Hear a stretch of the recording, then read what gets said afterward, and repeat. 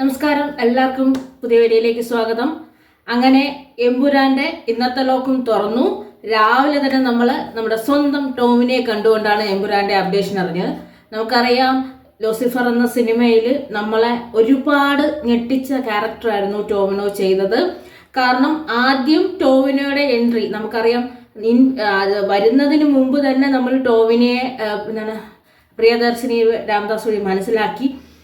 അത് കഴിഞ്ഞതിന് ശേഷം സിനിമ ആദ്യമായിട്ട് കണ്ട എല്ലാവർക്കും അറിയാം, വന്നിങ്ങോട്ടൊരു വരവിറങ്ങി കഴിഞ്ഞതിന് ശേഷം പറഞ്ഞാൽ അയ്യോ ഞെട്ടിച്ചൊരു ക്യാരക്ടറാണ്. അതിൽ 2 ഡയലോഗാണ് നമ്മൾ എപ്പോഴും ലൂസിഫർ എന്ന സിനിമയിൽ തന്നെ. ഒന്ന് വേണമെങ്കിൽ മുണ്ടെടുക്കാനും അറിയാം, ആവശ്യം വന്നാൽ മടക്കി കുത്താനും അറിയാം, അതുപോലെ തന്നെ മലയാളത്തിൽ 2 ചീത്ത പറയണമെങ്കിൽ അതും അറിയാമെന്ന് പറഞ്ഞ് ഞെട്ടിച്ച ക്യാരക്ടർ. അതുപോലെ തന്നെ ഒന്നുകൂടിയുണ്ട്, എൻ്റെ ചേട്ടൻ വിളിച്ചിട്ടാണ് ഞാൻ വന്നത്. അപ്പോൾ അതിൽ പറയുന്നുണ്ടെന്ന് നിങ്ങൾ പറഞ്ഞാൽ സ്റ്റീഫൻ നെടുമ്പള്ളിയുടെ അച്ഛനാണെന്നുള്ളതിരിക്കട്ടെ,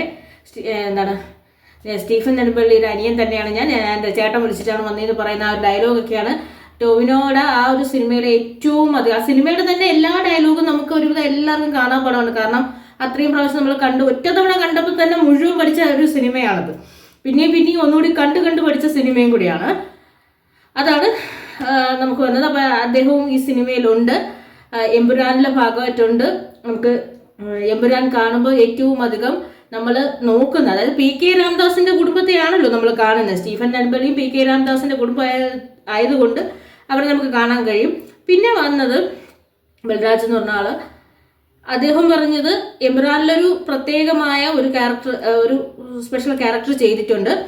അദ്ദേഹം പറഞ്ഞു, ഒരു ആക്ടർ ആയിരിക്കുന്നവൾ ആള് ഡയറക്ടർ ആവുമ്പോൾ എത്രത്തോളം ഒരു ഡയറക്ടർ ബ്രില്യൻസ് കാണിക്കാൻ കഴിയും എന്നുള്ളത് അദ്ദേഹത്തിന് കഴിയും. അതുപോലെ തന്നെ ഇത് പൃഥ്വിരാജിനോടൊപ്പം വർക്ക് ചെയ്യാൻ കഴിഞ്ഞത് വളരെ വലിയ എക്സ്പീരിയൻസ് ആയിരുന്നു. ആക്ടർ നല്ലൊരു വണ്ടർഫുൾ ആക്ടറുമാണ്, അതുപോലെ തന്നെ ഡയറക്ടറുമാണ്.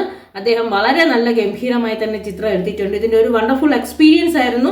എല്ലാ ക്യാരക്ടേഴ്സും പറഞ്ഞാൽ അദ്ദേഹം പറഞ്ഞ നല്ലൊരു വണ്ടർഫുൾ എക്സ്പീരിയൻസ് ആയിരുന്നു. അദ്ദേഹം പറഞ്ഞ പ്രത്യേക കാര്യമാണ്, ഒരു നടൻ സംവിധായകനാകുമ്പോൾ കുറച്ചുകൂടി അതിലൊരു മാറ്റം വരും. കാരണം എന്ന് വെച്ച് കഴിഞ്ഞാൽ എങ്ങനെ ഈ സിനിമ എവിടെയൊക്കെ പ്ലേസ് ചെയ്യണം എന്നുള്ളത് അദ്ദേഹത്തിന് മൊത്തം ധാരണ ഉണ്ടായിരുന്നത് കൊണ്ട് തന്നെ വളരെ ഈസി ആയിട്ട് അദ്ദേഹം ഇതിന്റെ ക്യാരക്ടർ ചെയ്തു. Never miss theatre. അപ്പോൾ നമ്മൾ മാർച്ച് ഇനി 2 ക്യാരക്ടേഴ്സും കൂടി വരാനുള്ളൂ. നമ്മൾ എക്സ്പെക്ട് ചെയ്യുന്ന ക്യാരക്ടേഴ്സിനെ ആണോ നാളെ കൊണ്ടുവരുന്നത് നമുക്കിനി പറയാൻ പറ്റില്ല. എന്തായാലും ഇനി 2 ക്യാരക്ടേഴ്സും കൂടിയുള്ളൂ. ഇത്രയും പെട്ടെന്ന് 18 ദിവസം തീർന്നു പോയി, 17 ദിവസം നമ്മുടെ മുമ്പിലോട്ട് ഇത്രയും പെട്ടെന്ന് തീർന്നു പോയി നമ്മൾ ആലോചിക്കുന്നുണ്ട്. എമ്പുരാൻ എന്ന് പറയുന്ന ബ്രഹ്മാണ്ഡ ചിത്രം മാർച്ച് 27-ാം തീയതി തിയേറ്ററുകളിലേക്ക് എത്തും. ഈ ചിത്രം മലയാള സിനിമയെ പീക്ക് ലെവലിൽ എത്തിക്കുന്നില്ല, ലോക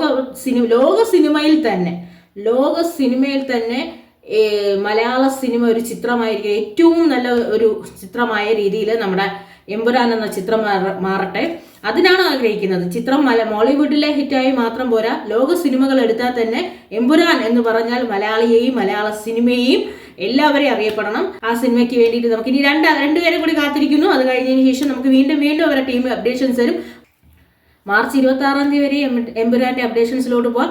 27-ാം തീയതി മുതൽ എമ്പുരാന്റെ ദിനങ്ങളിലേക്കും പോകാം. അപ്പൊ നമുക്ക് ആ അടുത്ത് വരാൻ പോണ പുതിയ 2 ക്യാരക്ടേഴ്സ്, അതായത് നമുക്കറിയാവുന്ന തന്നെ 2 ക്യാരക്ടേഴ്സിനായിട്ട് കാത്തിരിക്കാം.